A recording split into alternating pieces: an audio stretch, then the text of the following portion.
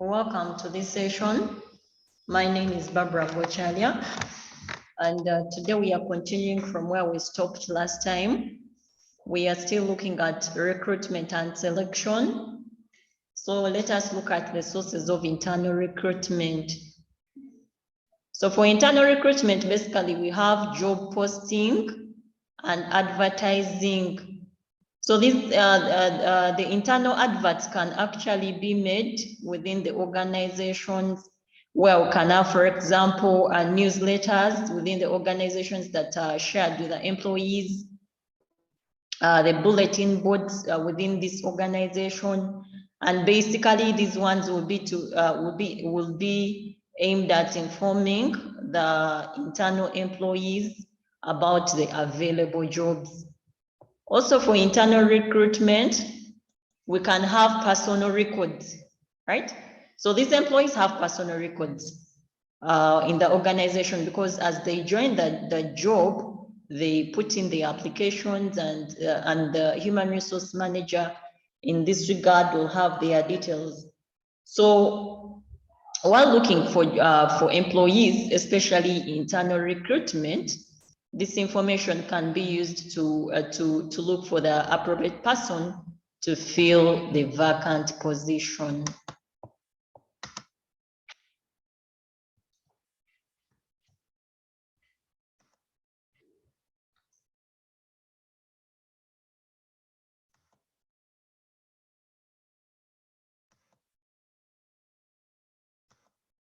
So with the internal recruitment, basically it involves these, for example, human resource personnel recruiting from within their employees, from within the organization's current staff. So let's look at external sources. With external sources, we are basically referring to external sources of employment, right? So with external sources, external recruitment sources, basically, how do we recruit? How do we recruit when we want to get people from the external, people outside the organization, basically? So this will involve, the external sources will involve advertising, they will involve going to colleges, they will involve agencies, they will involve agency search and selection, they will involve headhunting, referrals and walk-ins, and as well as using the internet. So in order to be successful, let's begin with external recruitment, which is basically advertising, one of the external means of recruitment. So with advertising, basically here we can use different human resource personnel can use different media. For example, television, newspapers, right? And it also involves constructing the advert. And now which kind of media to use in this perspective will depend on the kind of job that you are, the kind of position or job that you are advertising for. For example, if you're looking for, you're advertising for a blue-collar job. Blue-collar jobs are those jobs that maybe I would call dirty jobs in quotations, dirty jobs. There are those white collars jobs and the blue collar jobs. So for example, if it's for the blue collar jobs, the local newspapers can be used, right? And then if it's for specialized jobs, right? The white collar jobs, then you can use, you can advertise in trade journals, professional journals, of course, depending on the class of people that you are dealing with and the type of job practically, right? And if it's an international job, you can use international diaries or magazines, right? There are those international magazines, for example, where information, where these adverts can actually be accessed internationally, especially when you're doing an international job recruitment.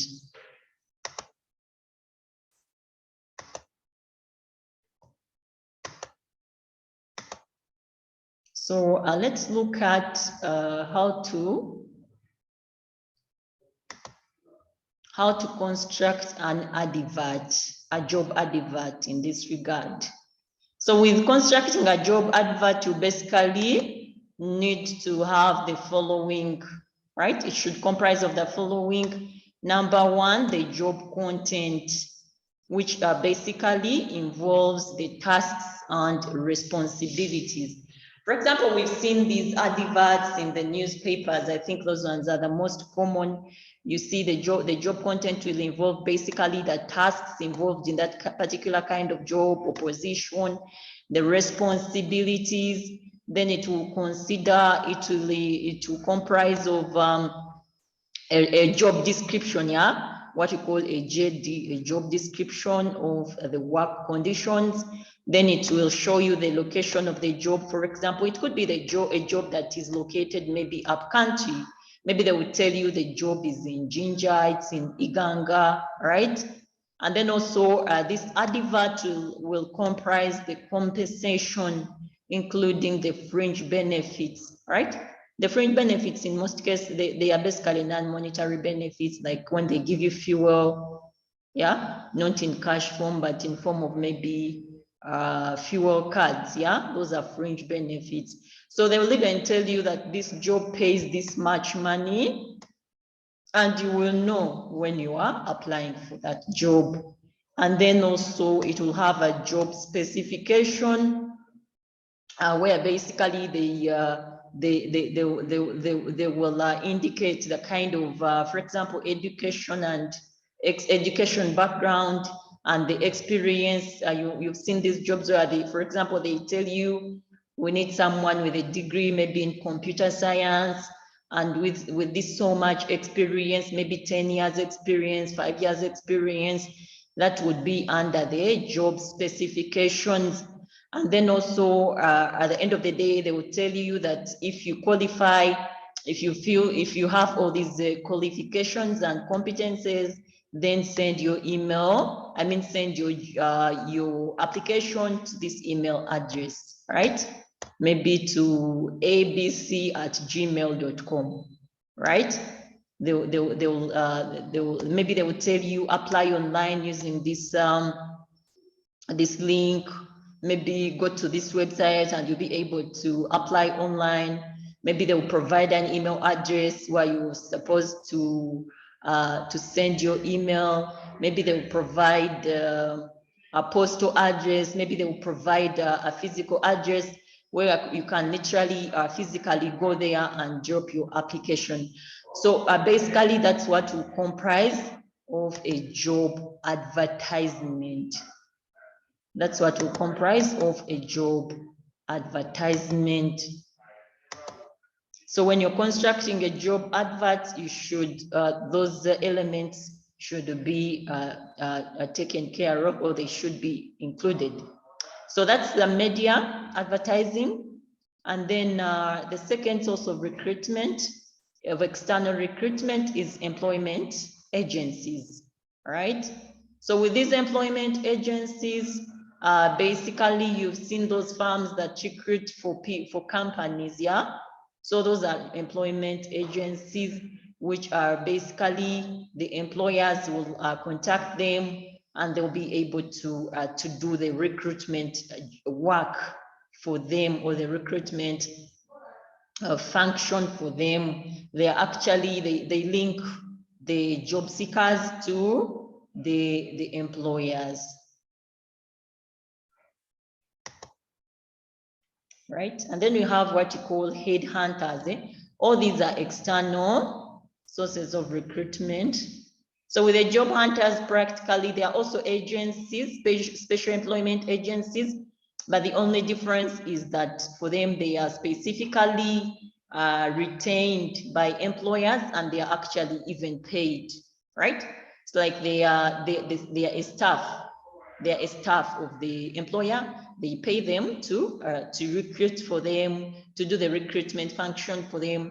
whenever there is need for recruitment, or whenever there are vacant positions in their organizations, right?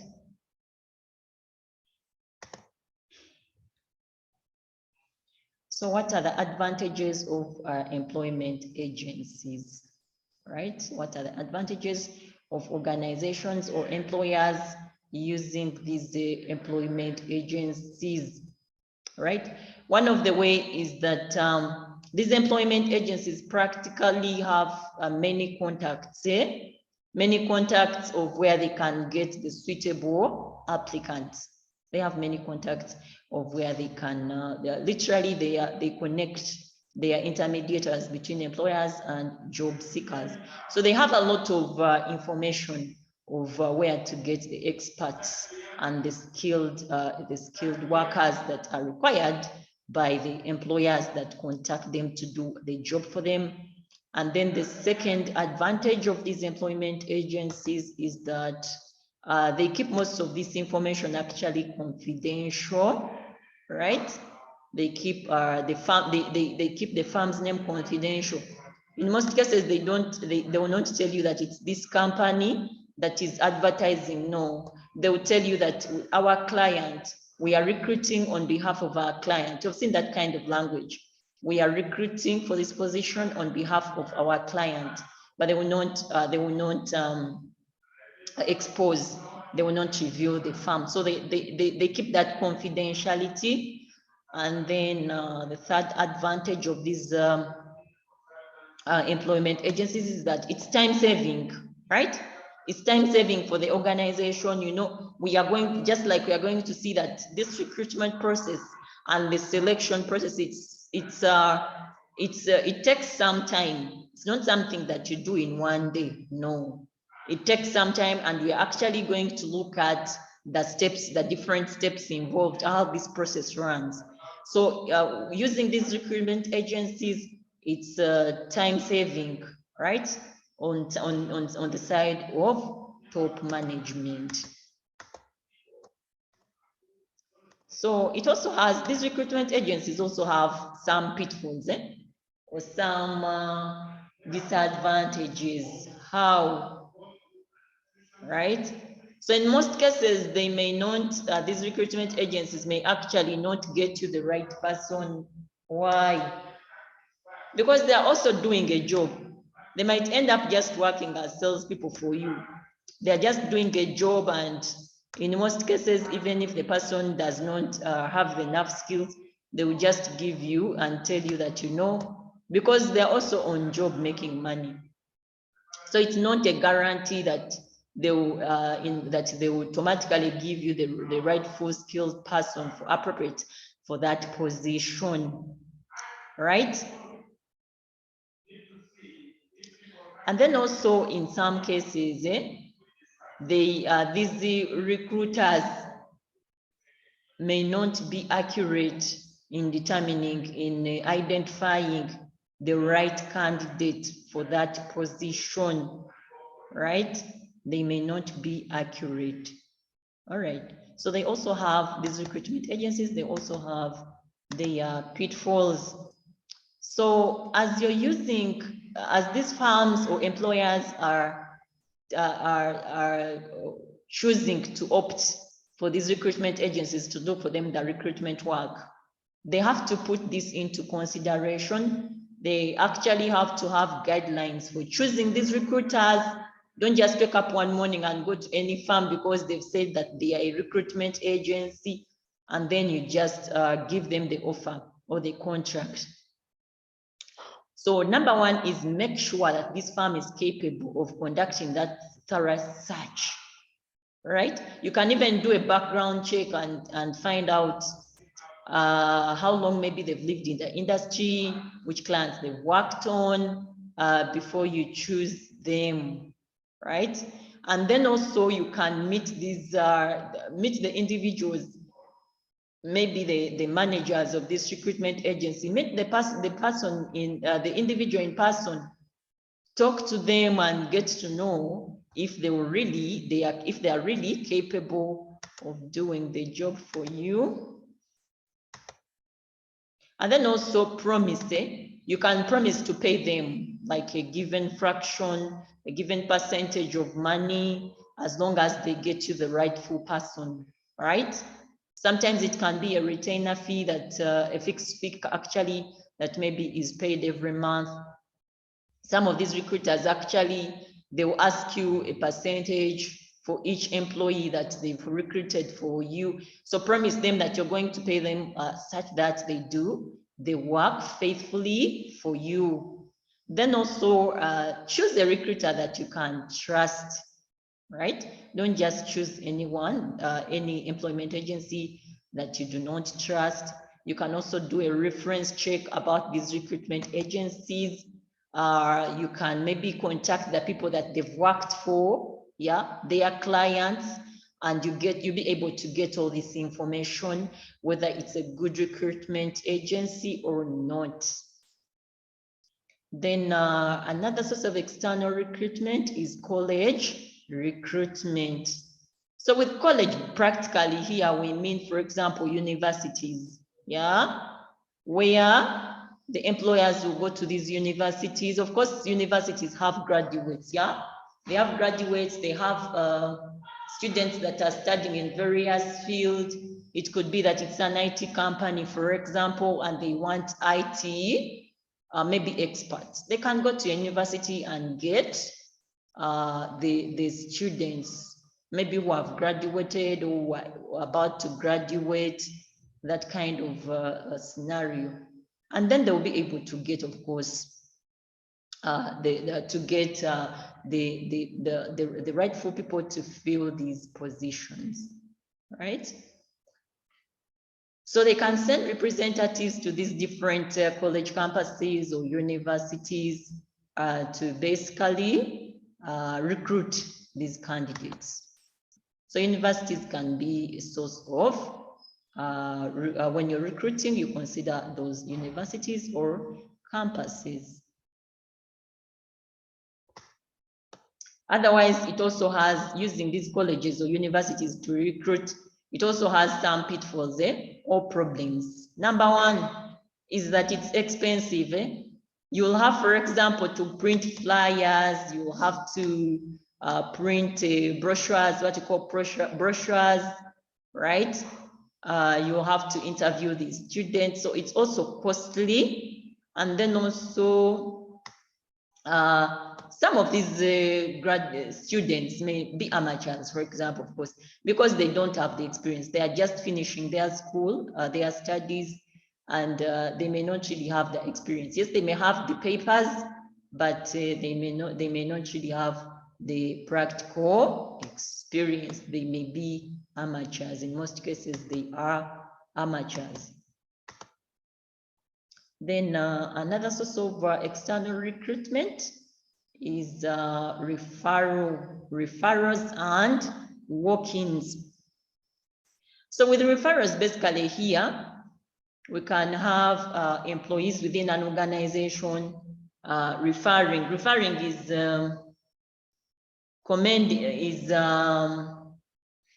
being able to defend someone. For example, if you're working in an organization and they want, there is a vacant job, you can go to the human resource manager and talk to them and say, I know someone who is good in doing this, and you refer that person, and they'll be able to bring in that person because you've been able to defend that person and to actually refer.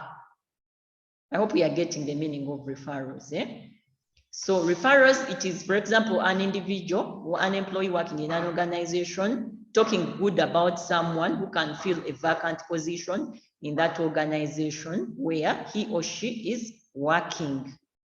Then walk-ins, it means it will be an organization, someone is looking for a job and they just walk into an office and they present their papers, and maybe there and then they are given a job in case there is need to fill that kind of position, right?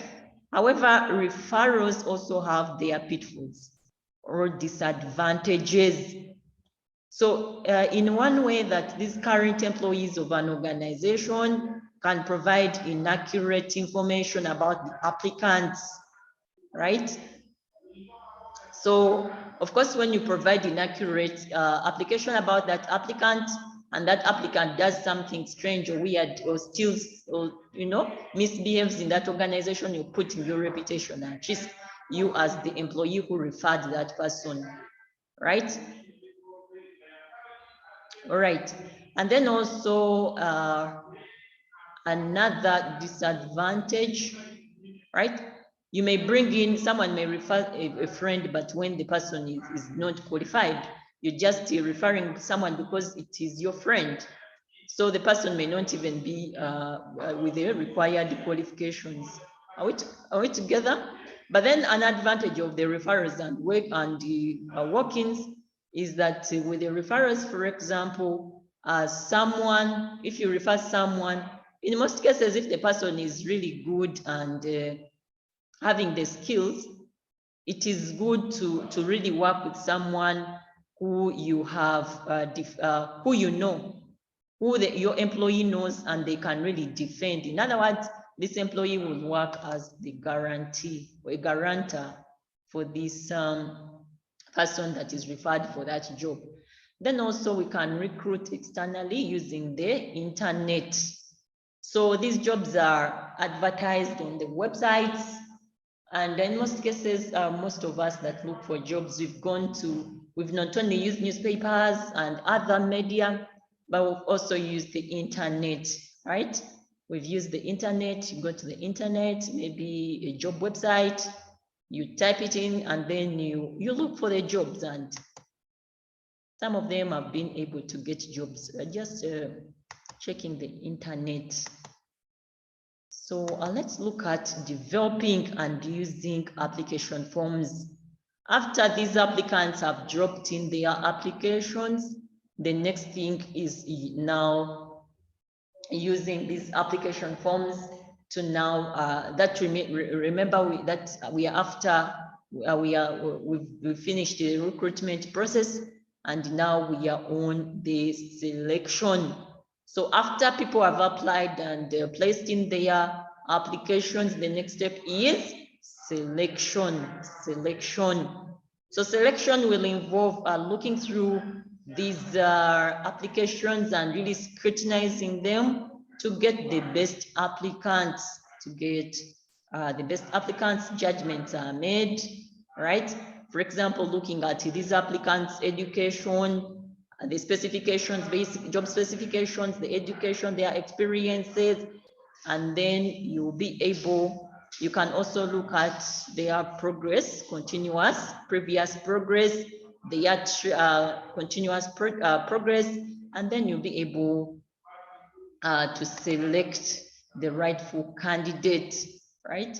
So while looking at these, while scrutinizing these applications, what you can also do is that you can look at the previous records, previous work records for these workers. For example, someone will say, I worked here, I worked for this company for these many years, these were my duties and responsibilities. Look at that previous work record, and then also use this data in the application form to really predict what kind of candidate it may be. Now, after looking through the pool of applicants through these applications, the next step is to select the best candidates for the position or for the job. And this next step will involve actually tests. It will involve screening tools like using tests, assessment centers, background checks, and reference checks. So why should we be careful? Why should human resource managers, for example, be careful in the selection process, right? Why should they be careful in the selection process? So the selection, why is it important actually in any way? The selection process, selecting the right employee is important for basically three main reasons. One of them is performance. Of course, when you select the rightful candidate for the rightful position, even the performance will be, the job performance will be determined by whether the person selected or given that job has the rightful skills, right? And then also with this selection, when you select the rightful candidate, it will reduce on the costs. Yeah, you know, when you don't select the rightful candidate and this person is not performing, you may also need to recruit again, which is again costly. But when you recruit the rightful person, you can be rest assured that the continuous recruitment will not be there anyway, because you have the right person filling the right job or position. And then selecting the rightful candidate also reduces on the legal implications. Just imagine that maybe it was a health center and someone deceives that he's a doctor and he does something, maybe he does an operation and does not do it well, someone dies, the patient dies, and then by the time maybe police searches, they find out that this person is not actually a doctor, there will be legal implications for your health center, right? Or for your clinic. So when you choose the right person with the rightful skills and the qualifications, education credentials or academic credentials, you reduce on what you call the legal implications that lead to court redress. For example, if you hire a criminal, just know that anytime, anywhere, if they are looking for that criminal, even your organization may be affected, right? So they are also now, when you are selecting, we've already seen that you carry out tests, yeah, for selecting, and they are aimed at coming up, choosing for the rightful candidate who finally fill this position. Well, these tests actually must be valid and reliable. So we can carry out a validity test, to basically test the accuracy of this application. And then with the validity, basically two ways to demonstrate this test. For the validity, we can use the validity test. We can use the criterion validity and the content validity, right? The criterion will show those who do well in the test. For example, you can first give them a test. Yeah, you've been given tests in these job interviews, right? And when you pass that test, that can be a criterion what? Validity. And then a content validity, right? So with the content validity, basically you can make a fair sample of the content of the job, right? For example, you can get to know that this kind of job, basically it involves this kind of responsibility and this, and you will interview the person, the applicant. Yes, you are telling us you are a doctor. What do you do on a typical day when you wake up? What do you do on a typical day? You're telling us maybe you are maybe a communication specialist. What do you do on a typical day? And they'll tell you. And frankly, you'll be able to know whether this person is lying or not, right? And then that was validity test. Then reliability. Reliability is basically looking for consistency. For example, if this person was given a test, this applicant was given a test and the person scores 90% on Monday and is given another test on Tuesday, should be able to score at least 90% around that range. If you give them the same test the next day and they are getting 40%, then the consistency is not there. That one will not be reliability, right? So we are looking at types of tests that are done during the selection process, right?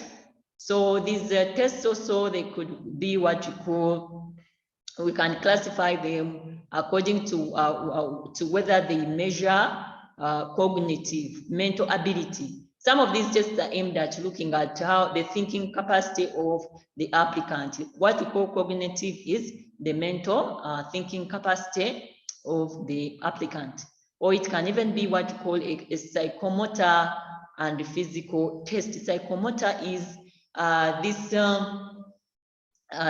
the applicant being able to use the hands, right? For example, it could be a hands-on, maybe typing. You want a secretary and you want to see their typing speed. Are they able to use their fingers to type? What kind of speed are they using? That's what we mean by psychomotor and physical test. Then personality test. Personality, you're practically looking at, for example, the traits of this person. Who are they? And we are going to see how you find out that. Then you can also look at the interest and the achievements. What the person, you've seen people being asked, what are your hobbies? What are your achievements? What have they achieved? Maybe in the previous workplaces where they have been. Also that one can be used to test the applicants, right? So let us look at cognitive abilities, right?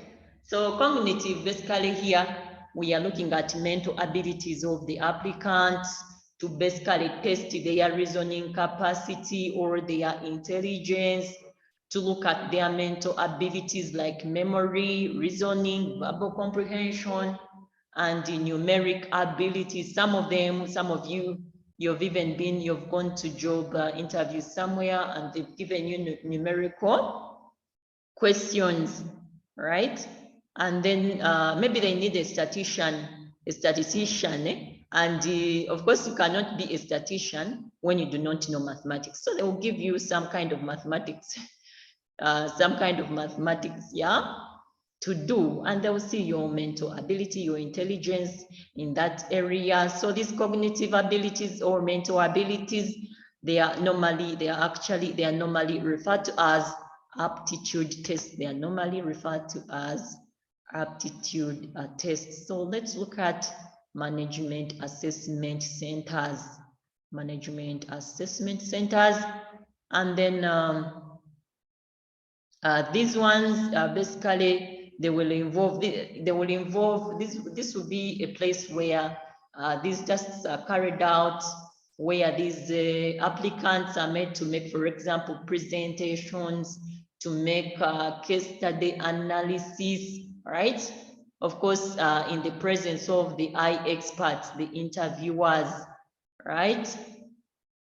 They can even be made to do discussions and what we call management games. Then also other selection techniques can be in terms of doing a reference checks. Reference, you've seen that whenever people make applications, they will put referees, yeah? They will put referees, my referee is so-and-so, my referee is so-and-so, and some of them are telling the truth. They are genuine, others are not genuine, they're actually lying, right? So it's very harmful, or it's very dangerous to actually fake a curriculum vitae when you are applying for a job, because some of these employers, they are very strict. They will actually go ahead to call these so-called referees of yours.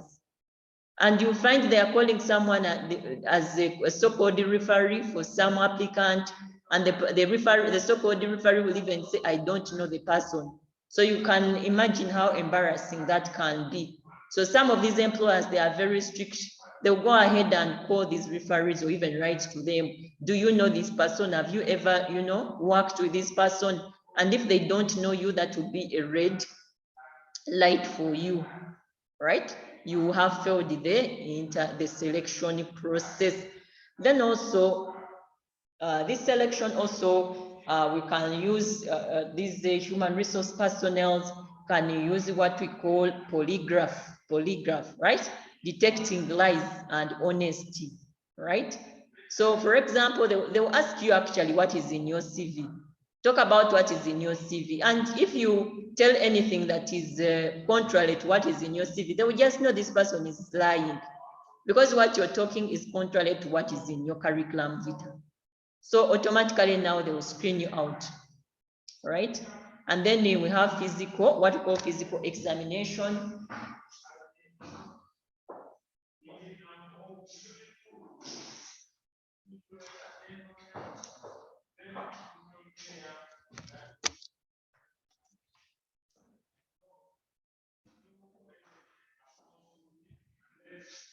And then we have physical examination. Here, practically, they are looking at,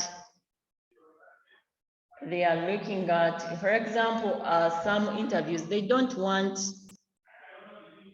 it could be an interview where it requires maybe using a lot of your physical energy, maybe carrying luggage and that kind of thing, right? So they will look at your physical ability, maybe to do that kind of work. Is it carrying luggage? That kind of scenario. Then the other jobs actually do what we call substance abuse screening. They will check whether you use drugs. They will check whether you're using drugs, whether you're smoking, because some organizations actually are smoke-free. They are a smoke-free environment. So all that will be done depending on what the employers really want.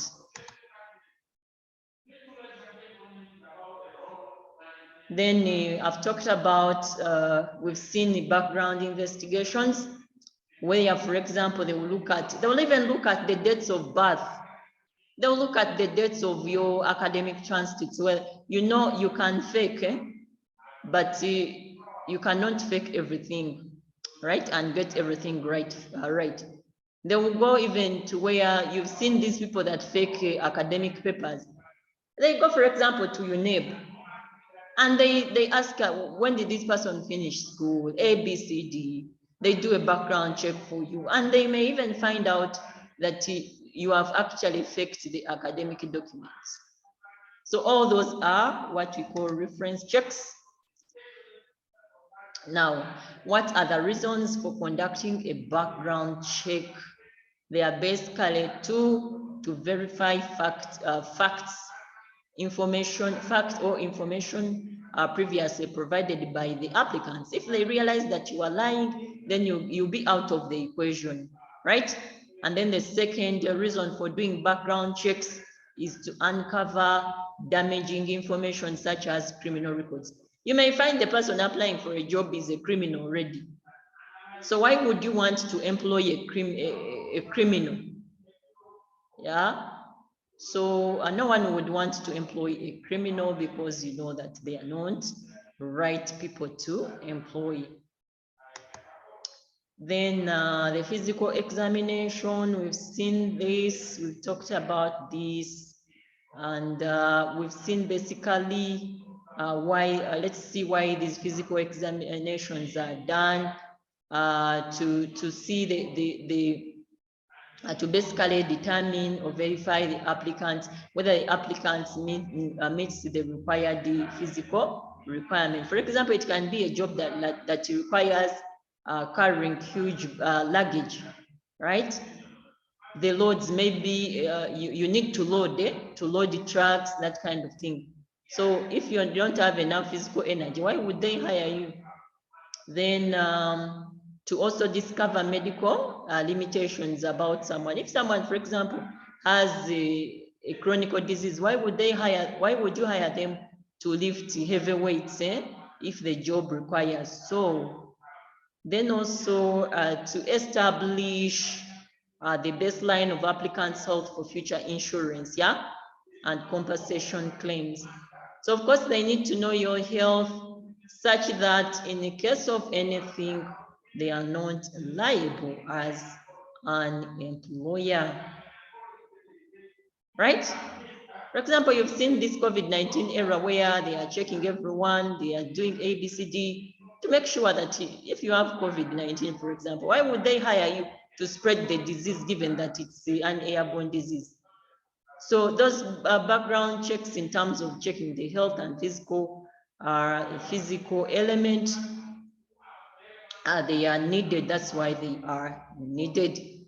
Also, checking someone's physical elements is also important to avoid what we call absenteeism. If someone has a communicable disease, let me say cancer, why would you hire them? Because at the end of the day, they would spend like half of their days going for medication and being hospitalized when they are actually not doing their job.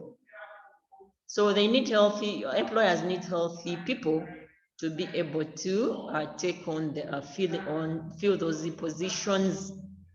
So we also have the interviewing element of it, right? Some of which can be oral, some of which can be written. Yeah?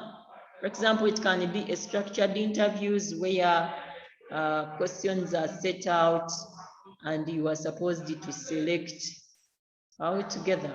We've seen those online interviews where you asked questions, you fill in, and even at the end of the day, the online system is marking you and telling you that you have passed the interview for the next step, for the next level, or you have failed, that kind of thing, right? So the interview questions can be hypothetical, having hypothetical situations, where they are telling you that if you are facing such a kind of situation, what would you do in that situation, to basically look at your problem solving skills, right?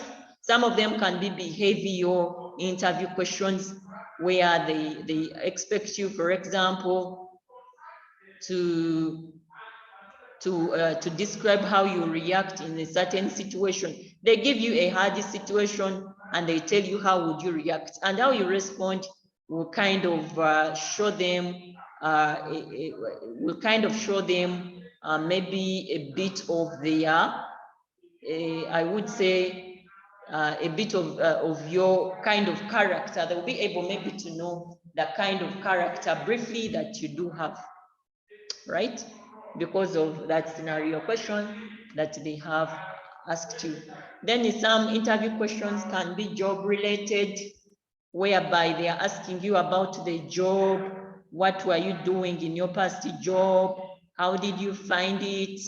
When you faced such a situation, how did you do it? What were your duties and responsibilities?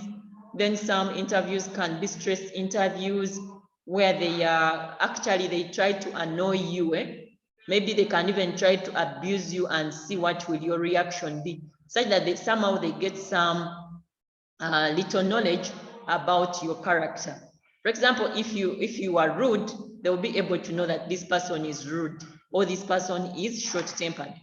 Some questions can be puzzle questions, where they are actually requiring you to think, right?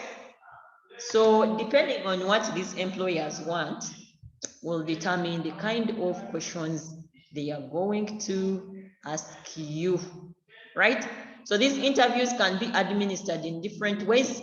It can be a one-on-one interview. It can be a panel interviewing you. A panel is a group of interviewers that are interviewing the applicant.